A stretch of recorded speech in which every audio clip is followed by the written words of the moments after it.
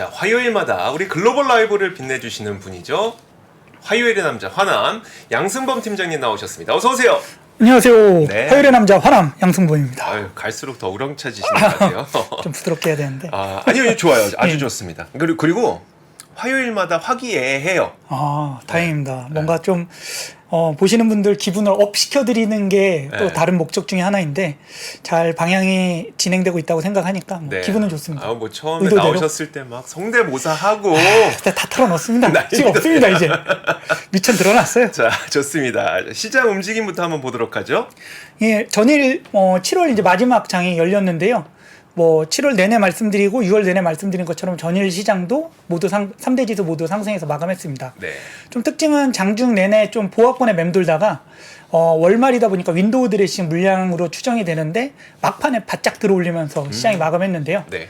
어제 이제 상승하면서 S&P 500이나 나스닥 종합지수는 지난 3월부터 5개월 연속 월간 상승을 보여줬고요. 그랬죠. 예, 다우는 뭐 기록이다 이렇게 얘기하면서 얘기했지만 7월 10일부터 네. 13일 연속 상승하면서 36년 만에 최연장 상승을 하면서 네네, 그쵸. 2달 연속 상승하며 마감했습니다. 뭐 7월 장은 금리가 어느 정도 다 올랐다라는 금리 종결에 대한 기대감과 또 나오는 경제 성장률, 뭐 GDP 발표나 이런 지표들이 좋게 나오면서 경기가 연착륙된다는 기대감, 그리고 가장 많이 들었던 단어가 이제 골디락스. 그러니까요. 저희가 이제 중탕 얘기했던 중탕 얘기했던. 그쵸. 네. 뜨거운 것도 차가운 열탕 것도 싫고 냉탕 싫고 온탕이 중탕. 제일 좋다. 네네. 예, 그래서 온탕 장세, 좋은 장세가 연출이 되는 걸로 보여지고요.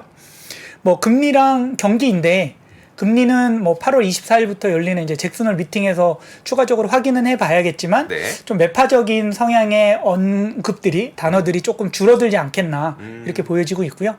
9월은 지금으로선 시장에서는 동결로 예상을 하고 있습니다. 네. 경기 지표들도 예상치보다 지금 계속해서 올라가고 있고요. 기업 실적들도 2분기보다는 3분기가 더 양호할 것으로 예상이 되고 있기 때문에 네. 하반기 시장은 시장 참여자들이 좀 긍정적으로 바라보는 것 같습니다. 그러다 보니까 최근에 이제 약세론을 주장했던 많은 분들이 네. 좀 말바꾸기 시도를 좀 하시는데요. 그쵸. 네. 대표적으로 예, 어저께 이제 모건 스탠리의 네네. 마이크 윌슨 이 약세장을 철회하고 네. 시장이 강하다 얘기했는데요. 저희 이제 업계에서 이제 주식 매매를 하는 트레이더는 좀 얍삽 빠른 게 좋다. 네. 무조건 올라갈 것으로 생각이 돼서 계속 매수를 하거나 빠지는데 계속 물타지 말고 빠질 것 같으면 팔고 네. 오를 것 같으면 사고 네. 이걸 이제 방향을 잘 잡아야 되는데 사실 이런 경제학자들은 좀 자기 소신이 세야 될 것 같은데 그쵸. 이분은 기존에 봤던 전망을 수정하고요. 코멘트는 미국 주식 S&P 500 지수가 투자자들에게 29%의 수익을 안겨주었던 최고의 해 중 하나였던 2019년과 같은 경로로 가고 있다 이렇게 언급했는데요. 2019년이 어떤 해였는지 좀 찾아보니 네. 2019년은 모두가 잘 아시겠지만 금리가 이제 내려가고 금리를 내리기 시작하면서 증시가 이제 호황이 왔고요. 네. 2018년 말에 금리가 살짝 조정을 받았지만 2019년 내내 전고점을 돌파하면서 상승하는 맞아요. 강세장이었습니다. 그래서 코로나가 터지기 직전까지는 강세장을 유지하고 있었는데요. 그때 특징이 지금하고 좀 비슷합니다. 금리가 조금 동결 혹은 인하되면서 통화정책 완화가 기대가 되면서 네. 메가캡 위주의 대형주들이 주가가 크게 올랐고요. 네네. 가치주보다는 성장주들이 시장을 주도하던 한 해였는데요. 뭐 올해 2019년과 같은 해가 일어난다면 지금 메가캡들이 조금 쉬고 있는데 네네. 다시 한번 하반기에 좀 힘을 낼 수도 있고 금리 동결이 시장에서 뭐 확실하게 받아들여진다면 최근에 약간 키노피아나라고 가치주들의 반등이 나타나고 있는데 연말에는 다시 이제 성장주들이 퍼포먼스를 보여줄 수도 있을 것 같습니다. 알겠습니다. 사실 마이크 윌슨은 원래 약세론자는 아니었더라고요. 그 옛날에는 강세론자로 계속 있었는데 이제 금리 상승기에 약세론자로 돌아섰다가 그 뷰를 좀 계속 고수를 했었어요. 네, 계속 고수를 하고 최근에 이제 이렇게 바꾸게 된 거네요. 원래는 강세론자. 그리고 대표적인 최근 약세론자가 그 콜라노비치. 콜라미노비치는 요즘에 뭐 하고 있나 모르겠네요. 그 JP 모건에. 원래 장 올라갈 때는 집에 있다가 장 빠지면 나옵니다.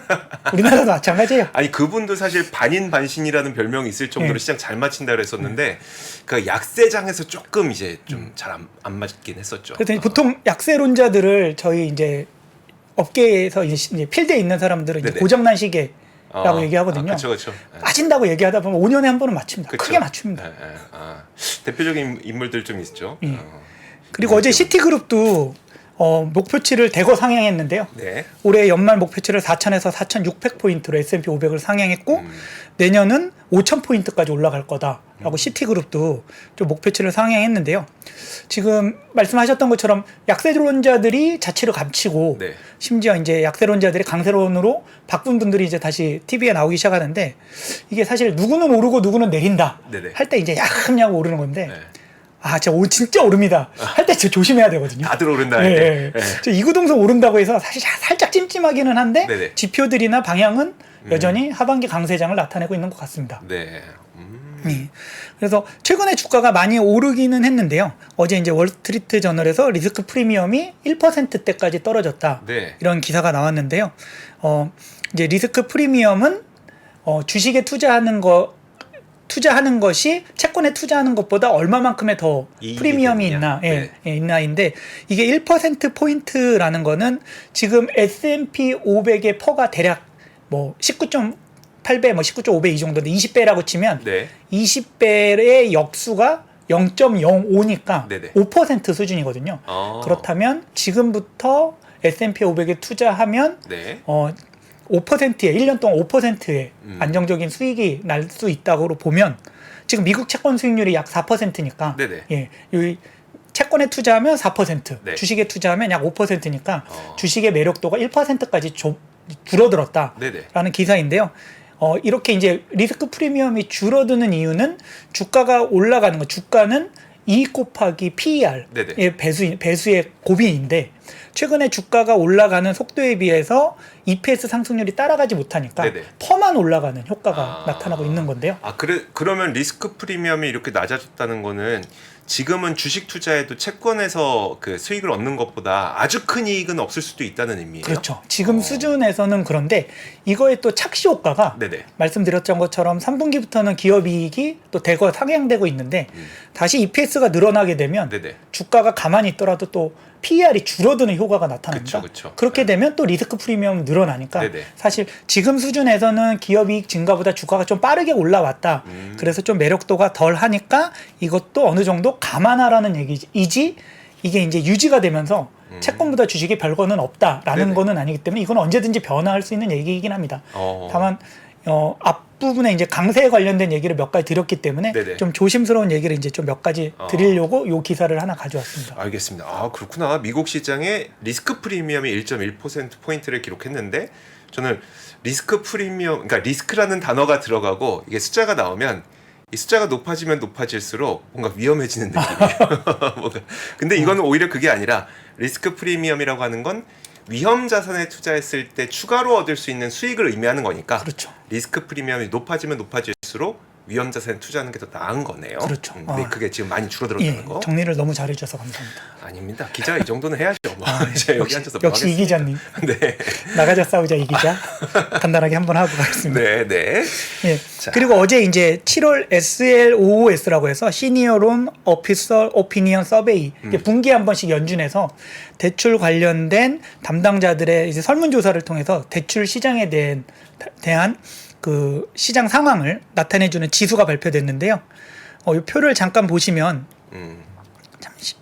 이 표를 보시면 이제 첫 번째 표는 이 대출을 해주는 기업 대출의 태도 지수, 그러니까 은행들이 대출을 해주려는 태도, 그러니까 얼마만큼의 대출을 타이트닝, 까다롭게 하느냐의 네네. 지수인데요. 올라가면 올라갈수록 기준이 강화돼요. 타이트해진다는 네. 거고요. 지금 굉장히 많이 최근에 대출 기준이 올라가고 있습니다. 이 수준은 보시는 것처럼 코로나 때, 그다음에 뭐 금융위기 때, 뭐 IT 버블 때 네네. 수준만큼 단순 이 서베이 수치는 굉장히 지금 타이트해지고 있는, 대출을 해주려는 사람도 굉장히 대출을 까다롭게 해주고 있는 상황이고요. 네. 이 오른쪽 표를 보시면 이거는 기업 대출 수요와 관련된 건데요. 이 뭐 주황색 선하고 파란색 선이, 주황색 선은 이제 작은 기업 스몰 펌들이고요. 이제 이 파란색 선은 중대형 기업들인데요. 뭐 마찬가지 동행하고 있는데 이건 기업들이 대출을 받으려고 하는 어떤 심리나 수요인데요. 네. 이거는 반대로 지표가 올라가면 대출을 받으려는 수요가 많은 거고요. 네네. 많은 기업들이 대출을 받으려고 하는 거고, 이 지표가 떨어지면 대출을 받으려고 하는 수가 줄어드는 건데요. 지금 보시면 대출을 해주려는 공급자도 굉장히 까다롭게 심사를 하지만 네. 금리가 워낙 높은 상황이라 네. 대출을 받으려는 기업과 소비자들도 급격하게 줄어들고 있어서 네. 보시는 것처럼 이 단순 지표로만 보면 대출 시장이 굉장히 지금 얼어붙어 있는 그러네요. 상황이고 이거는 곧 통화량의 감소로 이어질 수 있는데 네.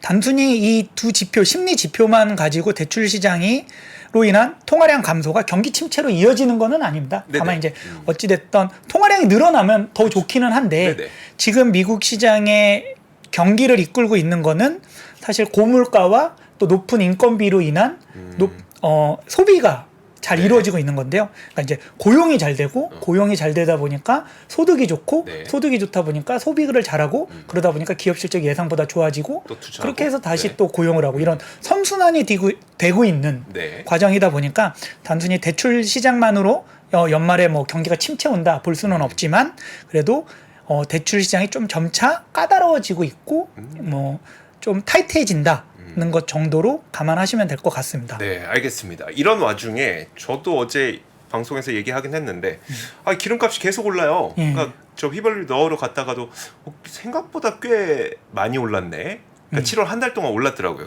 국제 유가도 많이 오르고 있죠, 지금. 맞습니다. 국제 유가 이제 어제 기자님 말씀해주신 것처럼 그리고 지난주에 얘기했던 것처럼 계속 오르고 있는 추세고 자, 과연 이제 임기치를 넘어갈 거냐 이런 논란이 있는데요. 어제 WTI 서부 텍사스유 유가가 1.5% 상승해서 81.8달러로 마감을 했는데요. 네. 7월 한 달 동안 11달러 넘게 상승을 했고요. 약 16% 정도 상승했으니까 7월 내내 유가가 올라 있는 상황입니다. 이 유가가 이제 중요한 이유는 결론적으로 말씀드리면 이제 미국의 기대 인플레이션을 가장 자극하는 게 네. 이 미국의 가솔린 가격, 휘발유 가격인데요. 이 표를 잠깐 보시면 당연한 얘기이지만 유가랑 휘발유 가격은 좀 동행해서 움직이는데 유가가 떨어질 때 휘발유 가격은 좀 하방 경직성이 있고 올라갈 때는 잘 올라가죠. 네. 우리나라도 맨날 욕하는 거잖아요. 편하게 말씀하세요. 이놈들. 유가 떨어져도 기름값은 안 내린다. 예. 유가 올라가면 기름값 금방 바로 2,000원이고. 네네. 예. 뭐 미국도 마찬가지인데요. 유가가 1% 빠지면 0.5% 휘발유 가격이 빠지고요. 유가가 1% 오르면 한 0.6%에서 이제 상방 탄력이 조금 더 강한 편인데요. 이 두 번째 표를 보시면 휘발유 가격이 미국의 소비자들의 기대 인플레이션에 가장 동행하는, 가장 영향을 많이 미치는 심리 지수인데요. 아무래도 뭐 주택이나 이런 내구 소비재보다는 저희도 이제 기름을 자주 넣는 네네. 그리고 항상 주기적인 가격으로 넣다 보니까 이제 가격에 대한 민감도가 높은 편인 것 같은데요. 미국도 마찬가지입니다. 그래서 이 유가가 오르게 되면 미국의 휘발유 가격이 오를 거고 미국의 휘발유 가격이 오르게 되면 기대 인플레이션이 올라가게 되는데요. 최근에 이제 올해 들어서 기대 인플레이션이 계속 떨어지고 있고 이게 이제 선행 지표로서 이제 CPI나 PC의 물가가 떨어지는 걸로 이제 확인이 되고 있는데요. 이게 이제 반등을 해서 올라서게 되면 또 물가 상승에 대한 우려를 하게 되면 앞서 말씀드렸던 것처럼 금리는 어느 정도 올라가는 게 끝나면서 네. 골디락스가 올 것으로 예상을 했었는데 이게 이제 첫 단추부터 다시 시작을 하는 거죠. 그렇죠. 그런 우려가 있습니다. 그렇게 돼서 지금 유가가 보시면 이 빨간색 선이 82달러라고 지난번에 말씀드린 것처럼 작년에 유가가 이제 한번 내려온 이후에 이 82달러라는 천장을 깨지 못하고 계속해서 찍고 내려오고 있었는데요. 원인은 두 가지입니다. 뭐 공급적인 측면하고 수요적인 측면이 있는데요. 공급적인 측면은 현재 유가가 올라가는 가장 큰 원인은 감산일 것 같습니다. 네네. 예. 뭐 오페크 플러스에서 감산 결과도 나왔지만 사우디가 지금 하루에 100만 배럴 그리고 러시아가 하루에 50만 배럴 정도 추가적으로 자발적 감산을 8월까지 하겠다라고 얘기를 했는데요. 그걸로 인해서 좀 공급이 감소되는 부분도 있는데 지난번에 말씀드린 것처럼 지금 유가의 키는 사실 공급보다는 수요입니다. 그렇죠. 예. 수요이고 수요의 두 축은 아무래도 이제 선진국인 미국, 유럽, 특히 네. 미국과 중국일 텐데요.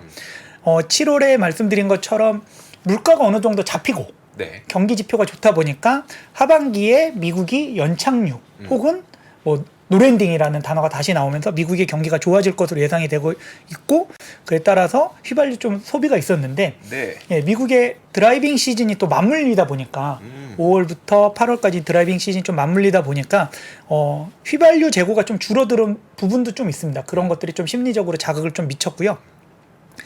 뭐 최근의 반등의 주요 역할은 중국이죠. 네. 중국이 경기 부양을 한다라고 얘기를 하면서 유가에 좀 자극을 미쳤는데요.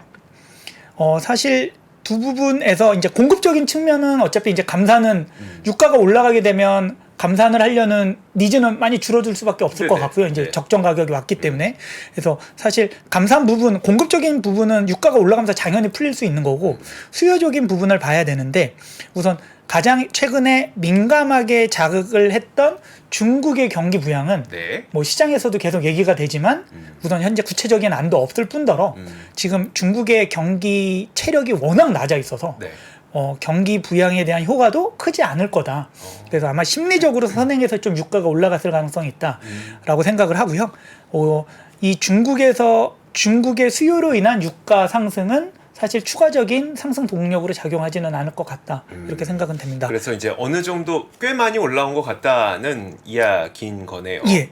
그리고 이 빨간 선, 그러니까 80 심리적인 상한선을 네네. 일부 돌파할 수는 있지만 90달러, 100달러 갈 가능성은 굉장히 낮다. 예, 그러니까 유가가 물가에 미치는 영향도 낮아질 가능성이 높다. 이렇게 생각합니다. 알겠습니다.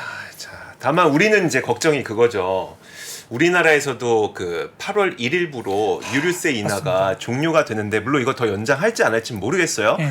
근데 유류세 인하 안 하면 그나마 지금까지 세금 인하해줘 갖고 우리가 그나마 좀 안정적으로 기름을 넣고 있었는데 유가가 안 올라간다고 하더라도 그러니까 거의 그 이상까지 안 올라간다고 하더라도 기름값은 또 이제 유류세 인하가 끝나게 되면 또 올라갈 수 있으니까 한 1,800원 간다고 하더라고요. 안 돼요. 1,800원이 무슨 말이에요 지금. 주말에만 타시는 분. 그래도 매일 출퇴근하고 있습니다. 한 달에 기름값 얼마나 넣으세요? 지금 일주일에 한 5만 원 정도 주유하는 것 같아요. 일주일에 5만 원이면 그래도 되게 적게 쓰시는 거 아니에요? 그러니까 주말에 어디 안 놀러 가는 출퇴근 기준으로. 일부러 안 놀러 가요? 기름값 아까워서? 그렇진 않고요. 좀 그렇구나. 덥다 보니까 집에 있죠. 알겠습니다. 그러니까 유류세 어떻게 되는지도 좀 지켜봐야 될 것 같아요. 우리가. 자, 좋습니다. 다음으로 볼 거는 오랜만에 디즈니가 반등했는데 무슨 일이 있었던 거예요? 예. 디즈니가 3월 반등도 네. 결국은 이 사업적인 측면보다는 경영진의 네. 교체로 인해서 주가가 반등이 나왔는데 최근에 주가가 고점 대비해서 56% 정도, 한 60% 빠져 있거든요. 네. 사실 지금 주가가 팬데믹 이전보다 낮죠. 맞습니다. 2016년 주가랑 비슷합니다. 88달러, 90달러 때는. 그 팬데믹 때는 그나마 그 디즈니랜드 안 열어서 주가 떨어졌다 치는데 지금 다 개장했는데도 지금 회복을 못 하고 있어갖고. 우선 사업 구조에 구조적인 문제가 있는데 어제의 이슈는 결국은 밥 아이거의 오른팔 왼팔이 다시 복귀를 하면서 네. 시장 주주들로부터 이제 좀 환영을 받았는데요. 네. 오른팔 왼팔의 이름이 케빈 메이어와 톰 스태그. 누가 오른팔입니까? 케빈 메이어가 오른팔인 것 같습니다. 더 유명하신 분이더라고요. 네. 이분은 이제 디즈니에 있다가 네. 그 밥 체이백으로 CEO가 교체될 때 디즈니를 나와서 틱톡에 갔다가 넥슨의 사회이사도 하셨더라고요. 그래요? 네. 그리고 이제 두 분이 다시 OTT 회사를 하나 인수를 해서 그 사모펀드로부터 이제 자금을 지원받아서 창업도 하셨었던 사람인데요. 결국은 밥 아이거가 이제 작년 11월에 네. CEO로 오면서 주가가 이제 살짝 반등을 타다가 실적 발표하면서 주가가 다시 제자리를 갔는데 네.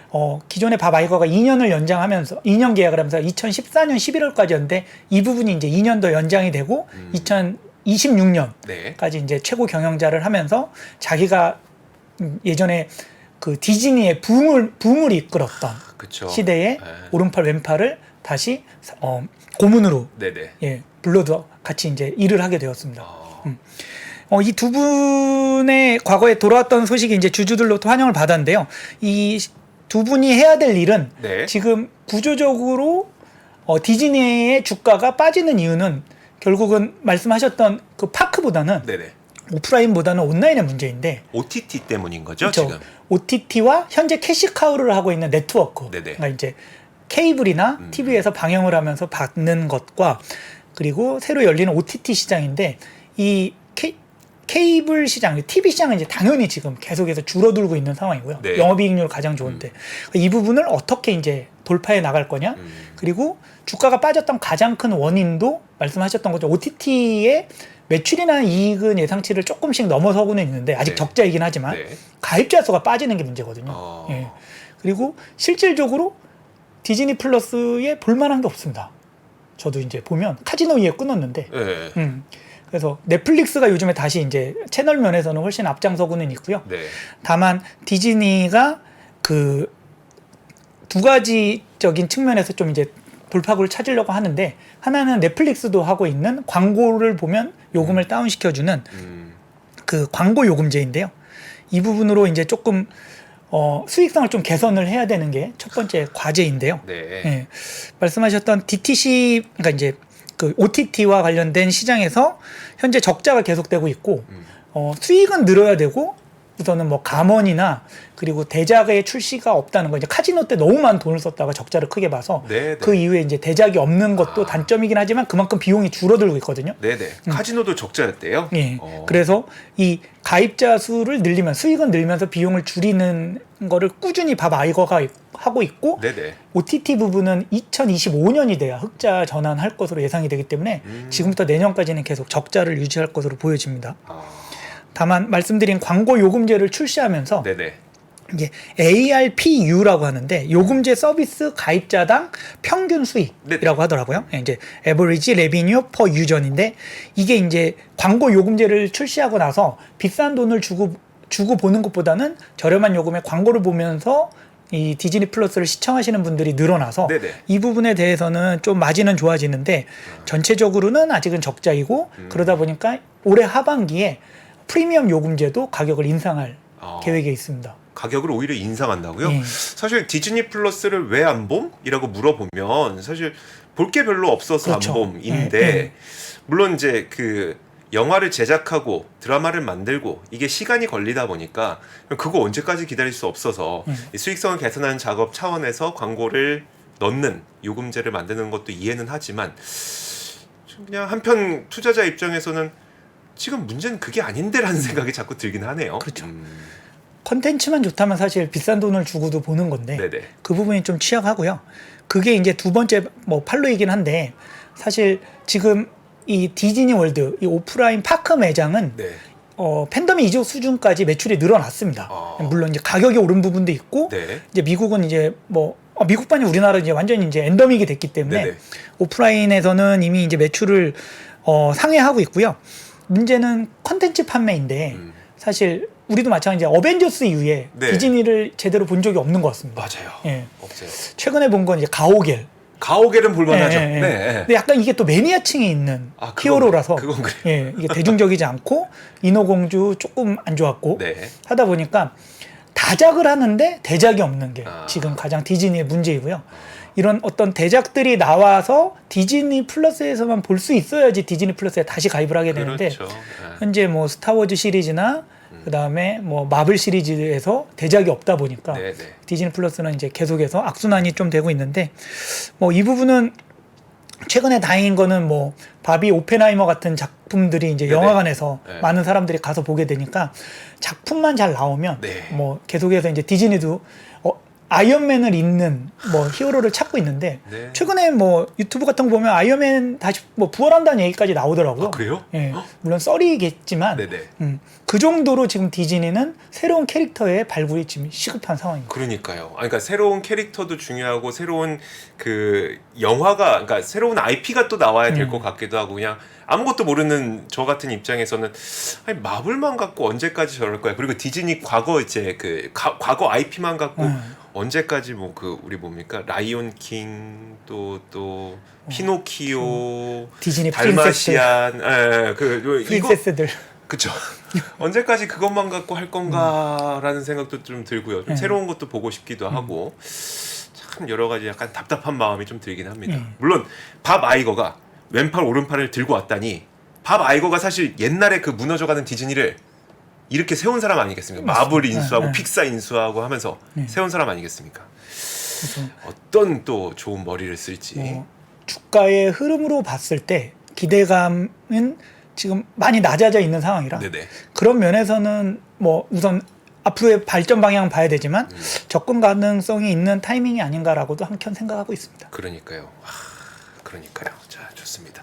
사실 CEO가 복귀한 기업이 몇 개 되죠. 또 이번 주에 실적 발표하게 되는 스타벅스도 하워드 슐츠 이제 얼마나 스타벅스가 너무 힘들어지니까 이제 다시 복귀하시지 않으셨습니까? 그러니까 구원투수로 다시 등판을 하신 건데 디즈니의 밥 아이거 회장도 구원투수로 등판을 했고 또 오른팔 왼팔까지 다시 복귀시켰다고 하니까 정말 어떤 정말 새로운 사업 모델로 이 디즈니를 살리게 될지 지켜봐야겠습니다.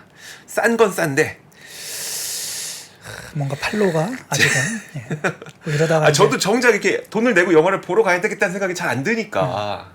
근데 이제 아이언맨이 나왔을 때도 사실 그렇게 대표 히어로가 될 줄 모르고 시작을 했는데 이 정서가 맞다 보니까 센세이션이었었나요? 저는. 그렇죠. I'm 아이언맨. 예. 뭐 어디서 또 튀어나올지 모릅니다. 그러니까요. 자, 좋습니다. 디즈니의 좀 그 회복을 바라는 마음입니다. 자, 더 듣기에는 시간이 너무 많이 지나갔고, 자, 오늘 여기까지 할게요. 여기까지 하도록 하겠습니다. 자, 지금까지 화요일의 남자 화남 양승범 팀장과 함께했습니다. 고맙습니다. 감사합니다. 아시아 외환위기 이후에 글로벌 경기가 안 좋아질 것 같으니까 미국이 금리 인상을 천천히 하게 되거든요. 근데 이때 IT 관련 산업이 굉장히 빠르게 성장을 하는데 금리 인상이 생각보다 늦다 보니까 이게 뭘 만들게 되냐면 닷컴 버블을 만들게 됩니다. 외환위기부터 닷컴 버블, 금융위기, 인플레이션의 부활까지 대한민국 최고의 거시경제 전문가 오건영의 경제 이야기를 서점에서 만나보십시오.